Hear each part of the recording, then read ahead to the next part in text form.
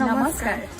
আপোনালোকৰ ঘৰত খেৰ এনে পৰি আছে নেকি তেন্তে এই ভিডিঅ'টো আপোনালোকৰ বাবে গতিকে পলম নকৰি আপোনালোকে অতি কম খৰচত এই ব্যৱসায়টো আৰম্ভ কৰিব হয় আপোনালোকে ঠিকেই ভাবিছে আমি কাঠফুলাৰ কথা কৈছোঁ প্ৰথমতে আমি খেৰখিনি 2 বা 3 ইঞ্চিৰ ভিতৰত এনেদৰে কাটি ল'ব লাগিব দ্বিতীয়তে আমি এই খেৰবোৰ পানীত ব্লিচিং পাউডাৰ দি এৰাতিৰ বাবে তিয়াই ৰাখিম এঘণ্টাৰ বাবে খেৰখিনি বইল কৰি এনেদৰে ৰ'দত শুকুৱাই ৰাখিব লাগিব যেতিয়ালৈকে ইয়াৰ পৰা পানীখিনি আঁতৰি নাযায় এয়া হৈছে মাছৰুমৰ বীজ আৰু এনেধৰণৰ পেকেট আমি মাছৰুম বেগ বনাবৰ বাবে ব্যৱহাৰ কৰিম